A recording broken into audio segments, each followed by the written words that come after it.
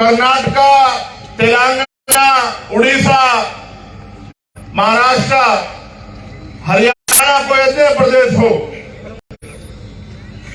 जिन सपनों के साथ भारत का निर्माण हुआ था, भारत की स्वतंत्रता के लिए जो सपने देखे गए थे, देश में संविधान के लागू होने के बाद जो उम्मीदें,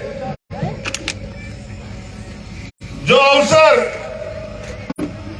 पैदा होंगे सोचा गया था, आज भी देश की एक बहुत बड़ी आबादी उन अवसरों से वंचित है। दुनिया में जब इतिहास में चर्चा होती है तो इतिहास एक पढ़ने का, समझने का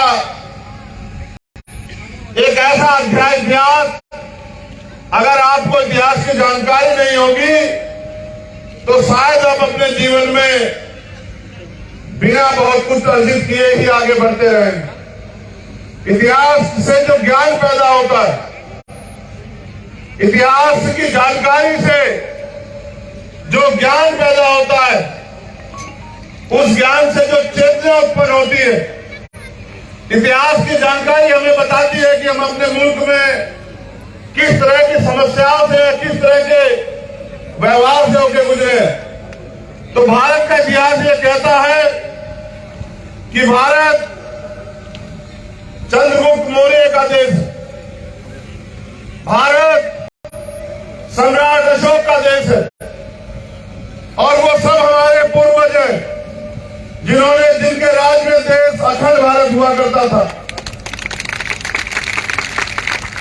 आज की सरकारें और आज के दल तो बड़ी बड़ी बातें करते हैं अखंड भारत बनाने की, लेकिन हमारे पूर्वजों ने अपनी वीरता और अपने खून से सींच के इस भारत की सीमाओं को अखंड भारत तक पहुंचाने का काम किया और राज किया अखंड भारत पे।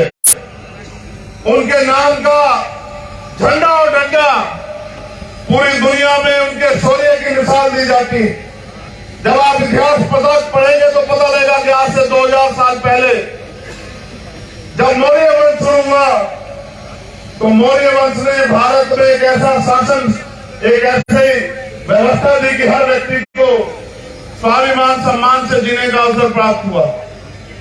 यह बुद्ध का देश है, यह सतगुरु रविदास, गुरु नानक देव, संत कबीर का देश है, यह देव नारायण भगवान का देश है, यह फूले साहू, पेरियार, डॉक्टर बाबा साहब अम्बेडकर, ये बिरसा मुंडा का देश। और जिसको भी अवसर मिला उन्होंने प्रयास ये किया कि भारत में मानव जाति के हित के लिए काम। जब आप अपने इतिहास पढ़ेंगे तो आपको पता लगेगा कि जब आपके पूर्वजों में राज था तो देश में रहने वाली अंतिम आबादी को भी न खाने की समस्या थी, न पीने के लिए साफ पानी की समस्या थी, न धन की समस्या थी, न और कोई तरह का चोरी का, जाली का डर, भय, कोई परेशानी नहीं थी। न ही किसी महिला का अपमान होता था, न ही किसी बहन बेटियों को अपने जीवन को कुर्बान करना पड़ता था। लेकिन जैसे जैसे हमारी एकता कमजोर होती गई, हमारे राज खत्म होते गए, एक समय ऐसा आया कि जो लोग इस देश में राज करते थे वो अधिकारों से षड्यंत्र के द्वारा वंचित कर दिए गए। फिर एक रहबर पैदा हुए, उन्होंने उस गुलामी को काटने के लिए अपना पूरा जीवन और अपने 4 बच्चों की कुर्बानी दी, और फिर इस देश के लोगों को स्वाभिमान सम्मान और अवसर से जीने के लिए भारतीय संविधान दिया। एक ऐसा संविधान, एक ऐसा ग्रंथ जो भारत में रहने वाले अंतिम व्यक्ति को भी अवसर और सम्मान का जीवन देता। देश की महिलाओं को जहां पैर की जूती के बराबर समझा जाता था, उन महिलाओं को डॉक्टर, इंजीनियर, IAS, IPS, यहां तक कि सरपंच और विधायक और मंत्री बनने का भी अधिकार, राज्यपाल और राष्ट्रपति, मुख्यमंत्री बनने का भी अधिकार देता। देश के SC, ST को, OBC को, जिनको वंचित रखा गया, उनको नए अवसर देता है। लेकिन समाजी साथियों, वो अवसर तब प्राप्त होंगे क्योंकि आजादी के बाद 70 साल से ज्यादा का समय बीत गया। मैं राजस्थान की बात करता हूं, कभी किसी की सरकार बनवाते हो और कभी किसी की सरकार बनवाते हो, लेकिन ईमानदारी से पूछो खुद से कि क्या आज भी आपको इंसानों जैसा स्वाभिमान, सम्मान और अधिकारों के साथ जीने का अवसर राजस्थान में प्राप्त हो रहा है? क्या बताओ? मैं अगर घटनाओं का जिक्र करूंगा तो मेरा सीना छन्नी होगा, तो आपका भी सीना बिना छन्नी में नहीं रहेगा। आपको जितेंद्र मेघवाल याद होगा कि मूछे रखने में उसको अपनी जान जो है कुर्बान करके कीमत चुकानी पड़ी। आपको इंदर मेघवाल याद होगा जिसको मटकी से पानी पीने पे अपनी जान देकर जो है कीमत चुकानी पड़ी। आपको ओम प्रकाश नगर याद होगा कि न्याय न मिलने पे उस मेरे छोटे भाई ने जो है अपनी जान कुर्बान कर दी, सुसाइड की, और मुझे पत्र लिख के कहा कि भाई मेरा अंतिम संस्कार आप आके करना। अगर मैं याद दिलाऊंगा तो आपको कार्तिक भी याद आएगा कि किस तरह से मेरे भाई की हत्या हुई, हत्यारे आराम से चैन से घूम रहे हैं, और जिनको न्याय दिलाना चाहिए, जिनको न्याय देना चाहिए उन सरकारों को, वो सरकारें उन विधायकों की और उन नेताओं की सुरक्षा बन के खड़ी हुई है। ऐसे राजस्थान में जी रहे हो आप लोग। मैं अगर घटनाएं बताऊंगा तो शाम हो जाएगी। यहां बैठे एक नौजवान खुद से पूछे क्या आजाद भारत में आपको स्वाभिमान, सम्मान और हक अधिकारों के साथ जीने का अवसर मिलना चाहिए, नहीं मिलना चाहिए? बताओ। क्या आप जब मेहनत मजदूरी करते हो और बाबा साहब अम्बेडकर ने राज्य व्यवस्था करने के लिए आपको वोट का अधिकार दिया, तो फिर आपकी जवानी, आपका संघर्ष अंगड़ाई क्यों नहीं ले रहा? याद करो, इतिहास पहले राजे महाराज तलवार भालों से, घोड़े हाथियों में, ऊंट पे बैठ के युद्ध होते थे, जाने जाती थी, तब जाकर राज्य व्यवस्था परिवर्तन होती थी। आज आप यहाँ जमीन पर बैठे हो, वापस लिए आपने दूसरी सरकार को बदलने के लिए इनकी सरकार बनाई, और इनकी सरकार ने क्या किया?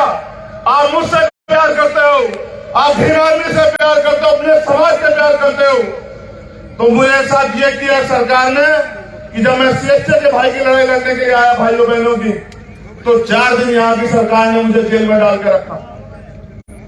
मुझे रात को होटल में सोते हुए को और चुपचाप होकर कि हमारे साथ चलना पड़ेगा, ले जाकर निर्दोष होते हुए मेरे साथियों को मुझे जेल में डालने का काम किया।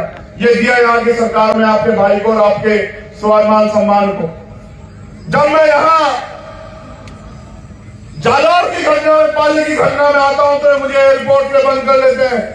12-12, 14-14 घंटे में यहाँ खून के आंसू रोके निकल जाता हूं वापिस, इस उम्मीद के साथ कि एक न एक दिन तो मेरे लोगों के दिल में आग उठेगी और वो इन निकम्मी बहरी सरकारों के भरोसे लेना छोड़ के अपने अंदर दम पैदा करके अपने दम पे यहाँ खड़े होने का काम करेंगे।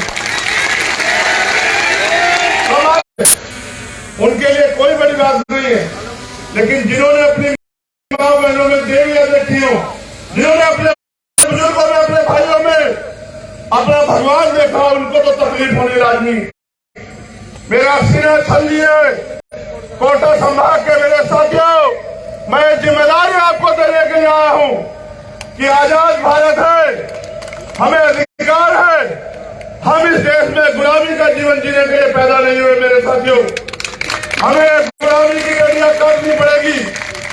सम्मानित साथियों, जब हम वोट के जरिए दूसरों की सरकार बना सकते हैं, खून क्यों नहीं उबाल मारता?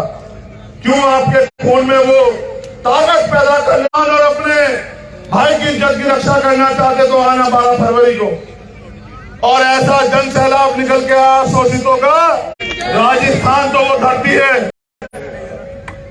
जिस धरती के संघर्ष की कहानी पूरी दुनिया में लिखी जाती है। राजस्थान तो वो धरती है जो रेतीली बंजर भूमि से जो है अनाज पैदा करके अपना पेट भरती है। ये हमारे संभागों की पहली रैली है। इसके बाद माननीय प्रभारी जी और अध्यक्ष जी और तमाम टीम के नेतृत्व में अन्य जगह भी जो है रैलियां होंगी। मैं तो आपसे अपील करने के लिए ये अपील पहले से दोहरा दे रहा हूं कि आपको याद रहे कि जिस दिन जयपुर का बुलावा आएगा, मैं सिर्फ आपको बुलावा देने के लिए आया हूं कि जिस दिन स्वाभिमान, सम्मान और हक अधिकार और अपने वजूद को बचाने के लिए जयपुर में सभा होगी, उस दिन आप में से कोई घर न रहे और जो यहाँ आया है वो कम से कम 10-10 साथियों को जयपुर लेके आने का काम करे। मेरे हाथ मजबूत करोगे नहीं करोगे बताओ। एक और बात का जवाब दो। हमारे लोग बड़े सीधे सच्चे लोग हैं। देखो गौर करना, मैंने अपने नेता, अपने आदर्श मान्यवर साहब काशीराम से सीखा कि एक जाति एक समाज से हम लोग कामयाब नहीं हो सकते हैं। हमें जातियों को जोड़ के भाईचारा पैदा करके और एक दूसरे के लिए खून देने जैसी जो है प्यार और विश्वास को पैदा करना पड़ेगा। ये मुझे उनके इतिहास के बारे में बताया। मैं गौरवान्वित हूं कि एक ऐसा इतिहास हमें हमारे महापुरुषों ने अपने खून से सींच के दिया। ये जहां बिजोलिया किसान आती है, लेकिन मेरे लोगों को समझना पड़ेगा जो बात मैं आपसे कह रहा हूं। मांगने सिर्फ भीख मिलती, अधिकार छीनने पड़ते हैं। मेरे गुजर समाज के लोगों ने, मैंने मध्य प्रदेश में अधिकार यहां भी कह रहा हूं, यही राजस्थान की धरती पर उनके खून से होलियां खेली गई।